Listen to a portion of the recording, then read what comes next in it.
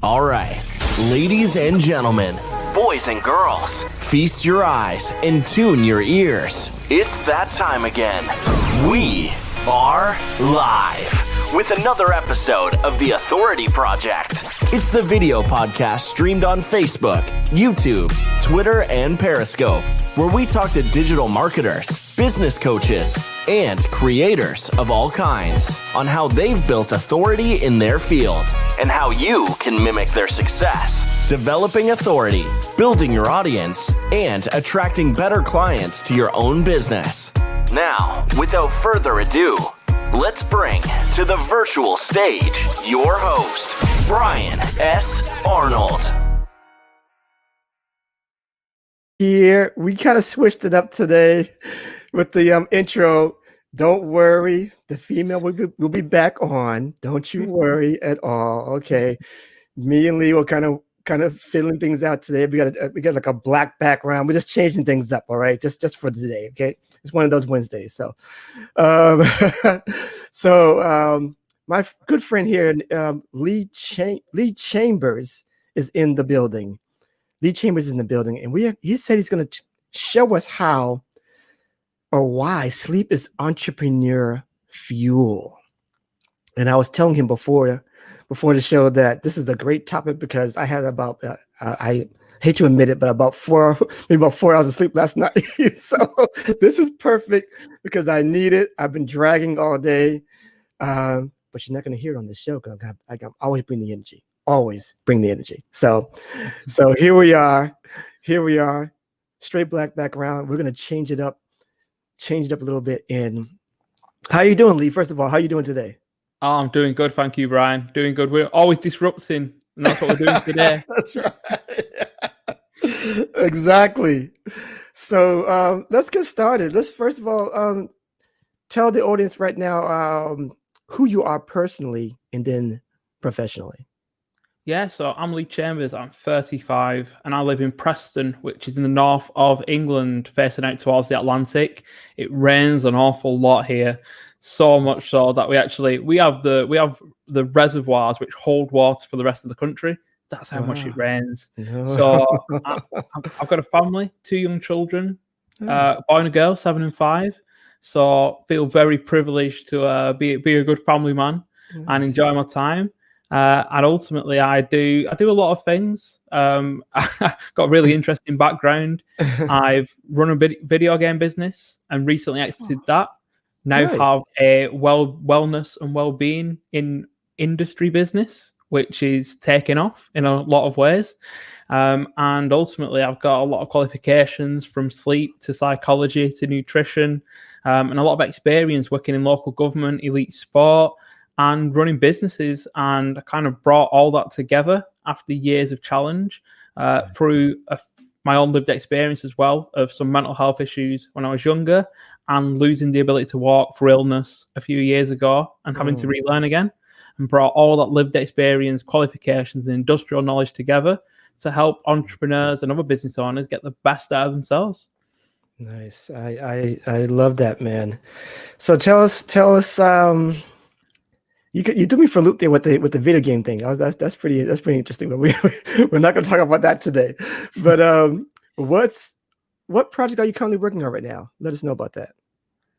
So the big thing I'm doing at the moment is really working with entrepreneurs and taking them on effectively like a GPS calibration system. Okay. So as an entrepreneur, your business that you're growing, your passion, what you're putting your time into, that is the vehicle to go and achieve the life that you want, something that can go and make an impact, but also give you the time, the resources, and the energy to live the life that you want to, the person that you want to become. And ultimately, your business is your vehicle to travel on your journey in life. And a lot of what I'm doing at the moment is looking around, ultimately, your health, mentally, physically, emotionally, biggest asset in your business. You're the one who's driving that vehicle as the leader, as the entrepreneur.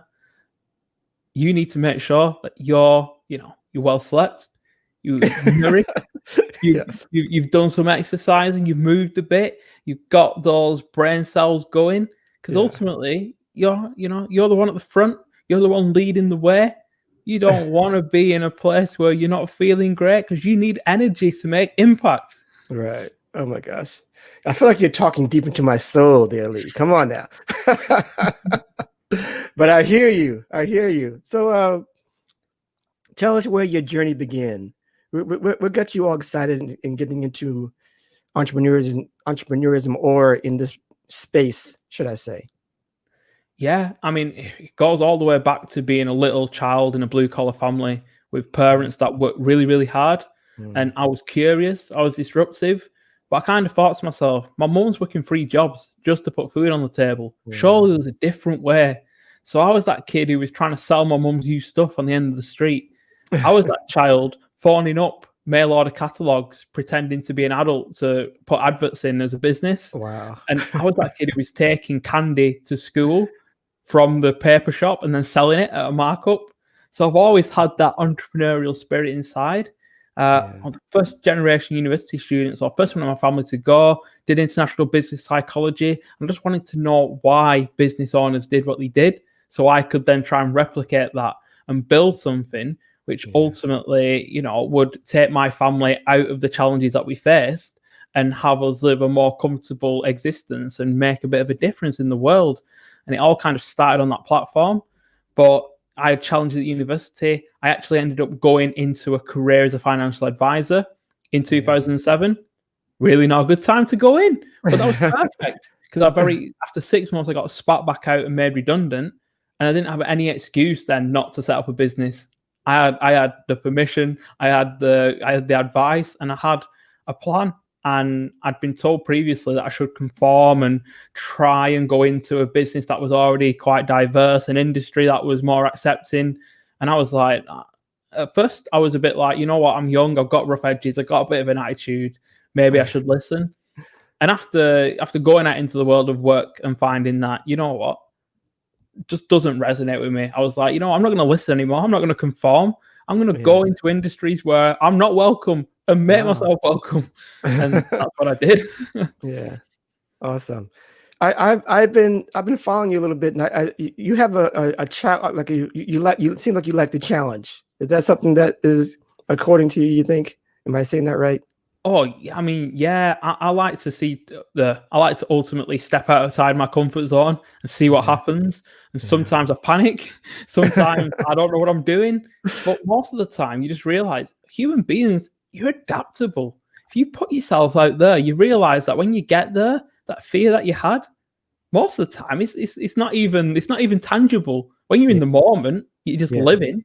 You're not really scared of anything. You're just doing what you need to do. And I put myself on the radio, and I decided to do all sorts of different projects, and ultimately just find a challenge that can help me grow, and a challenge that makes me think, oh, this is exciting. Yeah, you're inspiring me, man. I'm ready to go, man. See, now the energy is already there. See, I'm ready now. So, wow. So I'm glad you said that, because that really hit me there. So, tell us now. Here's the topic we're going into. Why is sleep so important for the entrepreneur or otherwise?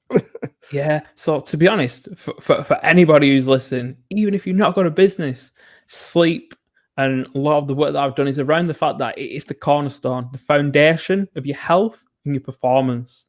And we all know what it's like when you've got a small child who's not slept, bad-tempered, they won't listen, they start doing really radical things. Yes. Except the parents are always like, he's not had a nap, he's not had a sleep. That's why he's being like, we've got millions of adults walking around the world like that, bad-tempered, emotions all over the place, conflict, making mistakes, having accidents, and just generally not being very nice people. And it's because not had enough sleep. And really what it comes down to is sleep affects every single biological process in our bodies. It affects our emotional regulation, hormonal regulation, our concentration and attention, and ultimately our cells and their health. And it's the only time sleep can't be replicated by anything else. And it's the only time we truly get to recover as human beings. And given how much stress we put ourselves through, especially as an entrepreneur, when you're pushing those boundaries, when you're looking for that extra edge. Yeah. Man, you see those best athletes in the world, they'd be sleeping for 12 hours a day because they know if they're going to perform at the elite level, they need to be sleeping and rested.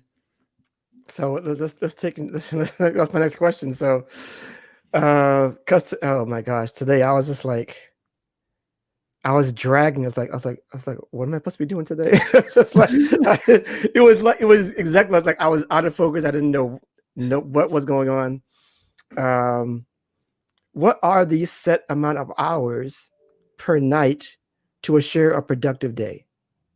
Oh, well, so it's really challenging because we've only been looking at sleep as a science since the 1940s. Okay. So in scientific terms, it's like a baby. It's like surgery in the 1600s. Really? Okay. Whether you- 'Cause I was gonna say that's a lot. I was like, I thought you were gonna say 1990s, but the 1940s. That's still early with that, huh? Yeah, but when you think about it, Brian, they've been looking at surgery, psychology, philosophy for like 3,000 years. Okay. They're looking at sleep for 80. Okay. It's like Okay. only people have only just started thinking about it.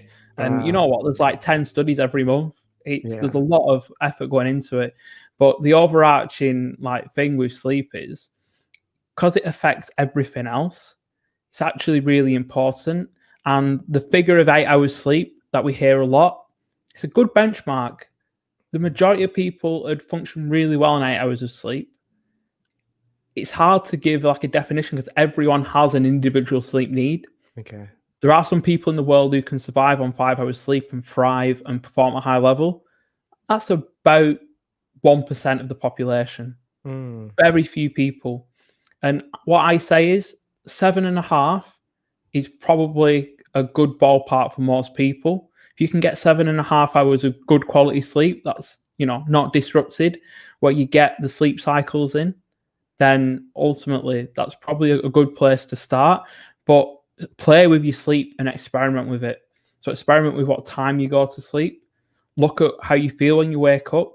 Because what's really important is we all have different biorhythms. Some Okay. people, they perform really well really late in the evening. Some people perform really, really well early in the morning. Yeah. And it's about starting to really anchor into where you perform best, because you don't want to be asleep then. If you're an entrepreneur, you want to be performing then. Yeah. And the reason why for that is, obviously, it wasn't that long ago that when it went dark, we were prey as human beings. So we needed people who were willing to stay up on night watch, and then people who were willing to get up really early and be alert. So we only had a small period in the very middle of the dark night where we were going to get eaten by other stuff that inhabited the earth not that long ago. And that means that we all have kind of different circadian rhythms. And a massive part about getting good quality sleep is finding when you sleep best and when you perform really well when you're awake. So let me ask this. There's this huge thing about entrepreneurs that you need to get up early in the morning, 4 or 5 at night, 4 or 5 in the morning to really be a real entrepreneur. You can't be an entrepreneur, Lee, unless you get up about 4 or 5 in the morning. That's what the top 1% do this every day. So what do you have to say about that? Should that be debunked? Let us know about that.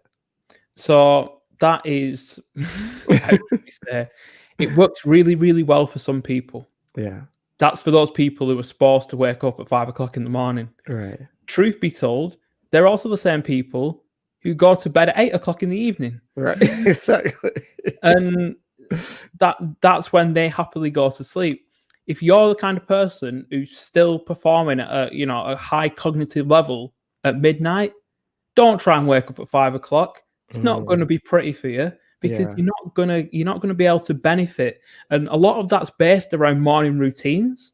It's really important that you have a morning routine, because so often for a lot of people, it's one of the only times that you have real control over your day to actually spend some time developing you, starting the day with positivity, journaling your goals and your mind out onto paper, listening to things that get you fired up, getting some exercise in so your blood starts flowing, getting some sunlight so you get your melanopsin cells going. And ultimately, that's a great idea.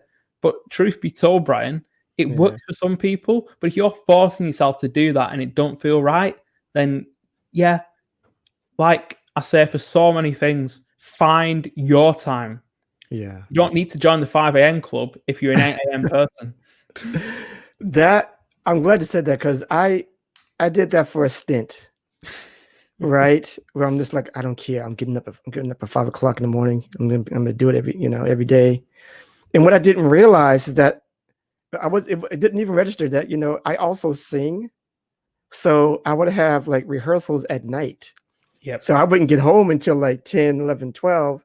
I was like, no, I'm still gonna get up at 5 o'clock. And it's like, I used to get up just like in the worst shape at 5 o'clock. And there was no productivity going on there. It was just like, here's the routine of the successful people. So like, let's go and do it.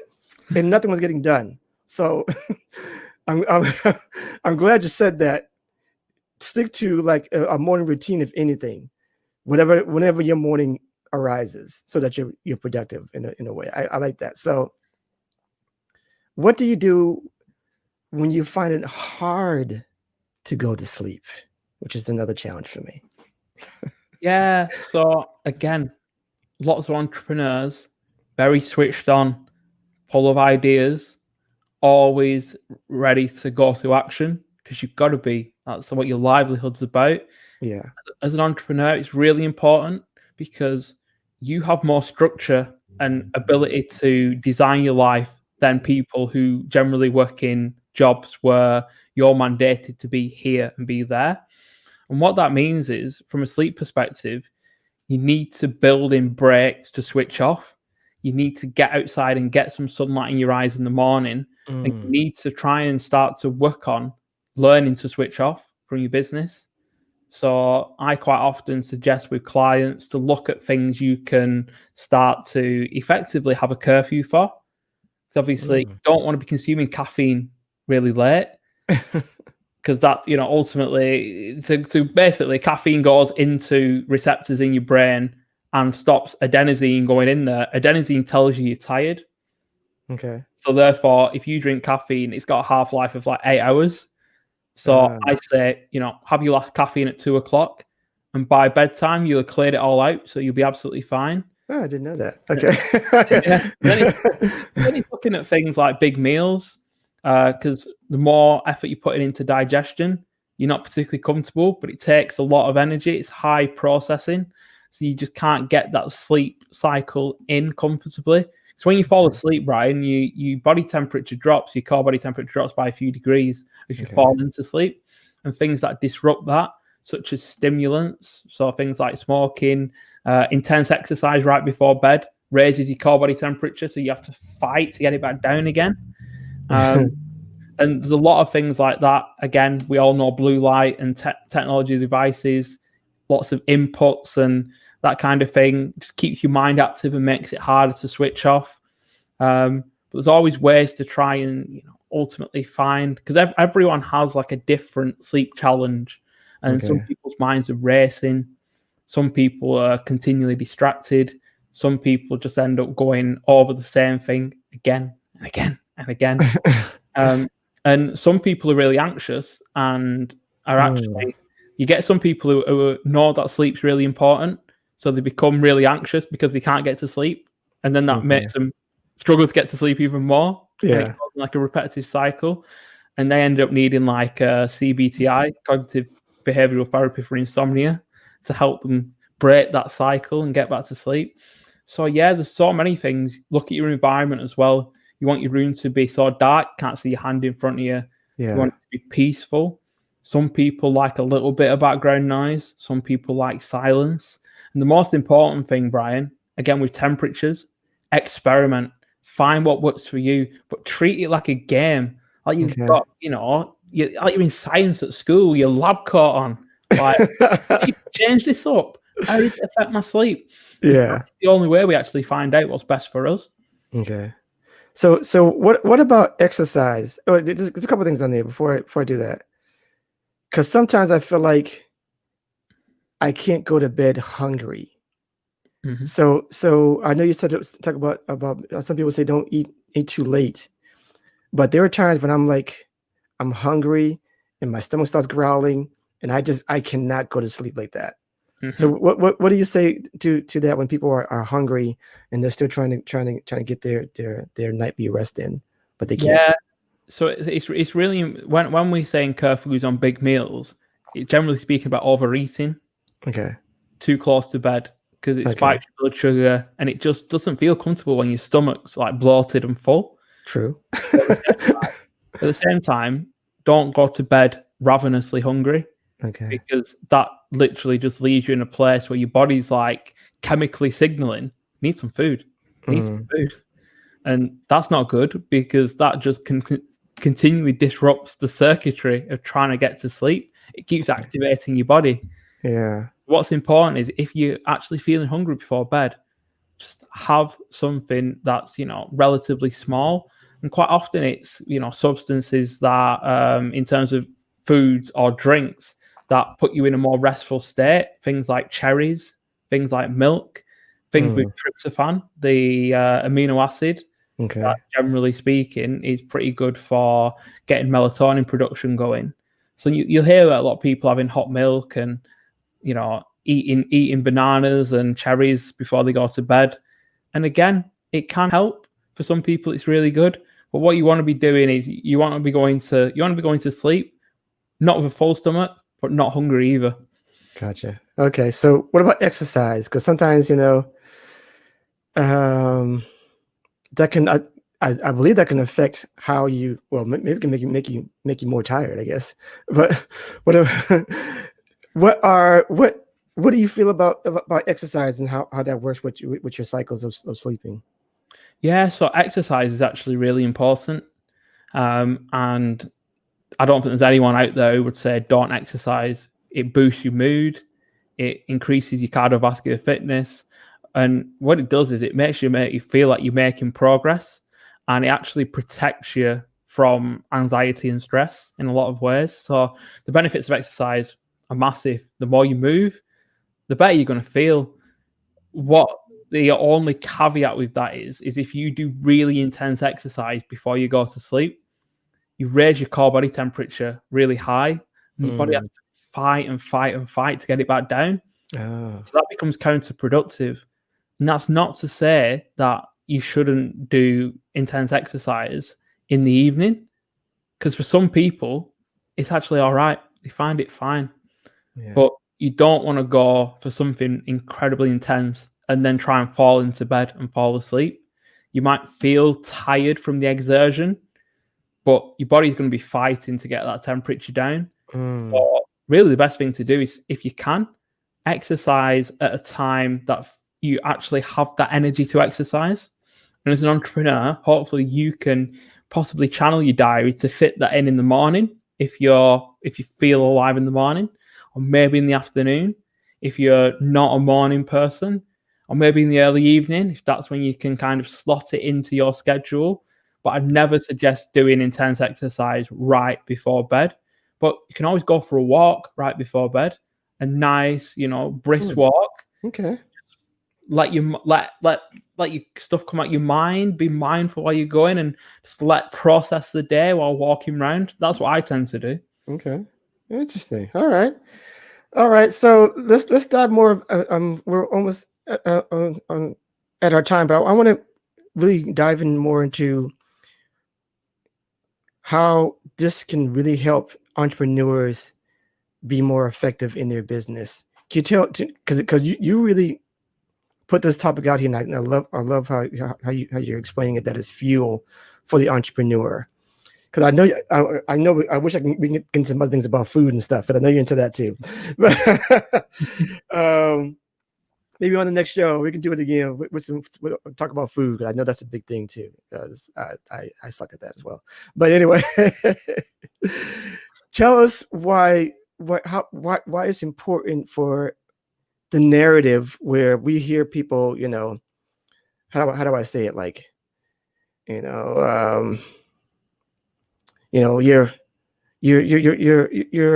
to go to the final drop. You gotta do it, whatever it takes.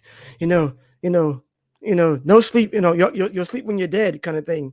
And it's like we hear all those things and we think that's an entrepreneur. So tell us why those things can be harmful for the entrepreneur as far as being productive on a daily basis for your for whatever business that you own. Yeah, because everyone knows that. Truth is, you've got to hustle, especially at the start of your business. But the thing with sleep is, it's your recovery time. And what happens if you're underslept? You become less productive because you struggle with your concentration and attention. And what that does in turn is it means you can't do work as well. You can't do as much work. And what actually happens is you think you're gaining time, you're actually losing capacity and quality. But the problem is when you start to, that attention and concentration draining, your work's not as good, but you're more likely to make mistakes and errors, which you then have to spend time or resources to go back and fix. Right. And what you kind of have is ultimately every entrepreneur is going to have, communication throughout a day. If you've not slept, you're grumpy as hell. You're talking to your clients, your employees, your stakeholders. They don't want your grumpy conflict ass talking to them because you're sleepy and tired. Right. And ultimately, everyone knows that again, your hormones are all over the place, so you're more likely to eat bad food. You're more likely to eat sugary stuff that makes spikes your blood sugar. You got lots of energy, and then back off again, and then suddenly you're in the pit. You're having that afternoon slump and falling asleep at your desk when you're supposed to be banging out that important deal. And it just impacts other areas of your life. So you maybe got your family or your friends, and you're just not communicating well with them because you're tired. You're out on the road getting angry in your car because things set you off. Your emotions swing really wildly when you're tired. The more tired you are, the worse it swings. You start to see a lot of negativity. You start to see people as competition. You start to worry about what everyone else is doing. And then that affects your decisions. And all of a sudden, you're trying to copy someone else instead of being the entrepreneur that you need to be. And truth be told, as entrepreneurs, we need energy. We need that focus. We need to be able to execute on a daily basis. You want that clear mind for decisions. You want to be able to put that extra hour in when you need it on your terms, knowing that you've rested the night before to go big today. Yeah. And really, the most important thing of it all is it affects your health and your performance on every level. If you want to be an elite entrepreneur, you've got to treat yourself like an athlete. You've got to be taking that nap when you can. You've got to be getting those hours of sleep for that moment, because every entrepreneur brings massive value. But if you're going to use your value and really make a change, make an impact, make some serious money, and make some serious happiness along the way, you need to get your sleep. Gone are those days of, sleep's for lazy people. I can function on 5 hours and I can go into that drop. Yeah, right. You'd be dropping out the backside of your business if you don't sleep enough over a long period of time. And the truth is, Brian, there's an awful lot of people in the Western world at the moment who've got used to having so little sleep, they don't realize what it's like to have a good night's sleep anymore. Right. I want to stick in one more question before my final question. About stimulants like coffee. So people who know they don't. Here's the thing: they know they don't sleep a lot, but they'll drink coffee to I don't know what I'm trying to say, but as a stimulant to adjust performance to that. enhancer. There you go. So some kind of thing to help with that. 4 hours sleep. It's okay. As long as I get some coffee, I'll be good for the rest of the day. I'm fine. So how do you deal with that when people say, as long as I got my coffee, everything's fine, everything's good to go? Yeah, it's just helping them understand that caffeine is a performance enhancer, but what it does is it blocks your body from being able to tell itself it's tired. It doesn't give you any more energy. So it's like using a credit card. You end up paying interest at some point. It's not actually giving you more energy. And helping them to understand that actually what caffeine does is it goes into the receptors and blocks your body from telling itself it's tired. And that's great to get that performance hit for like a few hours. The problem is there become a point where you become reliant on that to keep going. And suddenly when you don't have it, you feel like you can't perform. And that's not a great place to be. Some people live the whole life like that. That's absolutely fine. Coffee is not necessarily a bad thing. I have one coffee every morning. It gets me that performance gain. And I don't overuse it because you lose the performance gain if you use too much, like anything. Like a little bit is good, too much is often not good of pretty much anything. You know, I was talking oxygen, water, all those will kill you into if you have too much of it. But it's just about understanding that really it's not giving you energy, it's borrowing energy. And you only want to borrow so much, or there's going to be a point where you hit that interest threshold and you pay what you're paying back too much. I love it, man. So great stuff, man. Great. I can tell the science coming out of your mouth every day on every syllable. Awesome stuff. So here's my final question. I asked this to all my guests here. They hear what you're saying. They love what you're talking about. How you're backing everything up with science and everything else. They love your content. And we've only actually gotten to the surface of what you actually all the things that you do. I want everybody to know that because he does a lot more. You did discuss it early, but I just want to make sure it's just a simple topic that we're doing today. But speak to the people who want to dive into this space, and can you just give them a few words of wisdom or maybe just steps or tips, whatever, and how to be an authority in this space if they're building right now towards that goal? Yeah, so the definite ultimate thing you must consider is look what you're doing, your strengths, the value that you bring, what you enjoy, what you can monetize. In the middle of that is where you bring the most value. Execute on that and be consistent over time. Find out which problem you're solving, what's in it for the people that you're solving it for. Find where they are, listen to how they speak, and craft a message that you're the person for their problems. And they will come. They will be in your place, but you need to ensure that you've got that alignment, because no doubt about it, if you don't enjoy it, you're going to struggle in the hustle. If it's not to your strengths, you're not playing to your strengths. Play to your strengths. You're an entrepreneur. You've got this choice to play. Right. Bring value to the world. Because truth be told, if you don't bring value, there's going to be a point where you get a bit sick of what you're doing. And finally, you have to be able to monetize it, because otherwise it's not a business, just a hobby.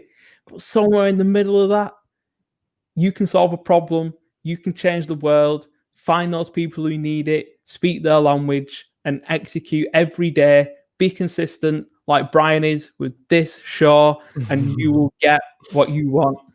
Awesome. I love it, Lee. Awesome stuff, man. I appreciate that. Really, really appreciate that. Great stuff. So for people who are going to be listening or people who are watching right now, tell them where they can find you after the show. Yeah, so you can find me at essentialize.co.uk and leechambers.org, lovingly flashed up on the screen by Brian. And on those websites, you can get my free ebook, which will be a great read, full of exercises to get you in that zone, leveling up in business. And additionally, you'll find my socials, my blog, and my additional services on those websites too. Awesome. Incredible stuff, man. I learned a lot. I'm inspired, and I'm gonna figure it out. I like how you said it. Just gamify it, figure it out. It's not an exact science. Just work it out within yourself. You'll find your sleep pattern, find your morning routine. Incredible stuff. Is there anything else you want to say before we get out of here? You'll sleep well tonight. Absolutely. All right, guys. What do I have for you guys? Just, after the show also, if you want to go to theauthorityletter.com or text us at 44222, just join the list. We're going to be talking about building your own platform as well. We're building, people. We're building. We're all a work in progress. Keep building, share it. And like Lee said, they will come. And that's all there is to it. That's all there is to it, guys. If we simplify it, things will start to happen. Just work it out. I know it's a crazy year. It's a really crazy year, but you can still be successful. There's some people that you can still do great things. If anything, there's a great thing. You can more great things to come doing this pivot right now that's happening all over the world. So that's all I wanted to do. That's all I want this year. And we will see you on the next one in a couple of days. And we are going out again with the male outro because I'm an equally opportunity employer. All right, we're out of here. See ya. Be blessed. Out. And that's a wrap for this episode of The Authority Project. Thanks so much for tuning in. And if you liked what you've heard, we want to hear from you. Subscribe, rate, and give an honest review. Share and tell your friends so they can hear too. And for even more authority-building tactics, be sure to sign up at theauthorityletter.com. Get free weekly content and ongoing digital product giveaways to help you on your entrepreneurial journey. We certainly hope you got a key takeaway or maybe an aha moment from today's broadcast. Just remember, it's your authority. Build it, share it, and they will come. Until next time.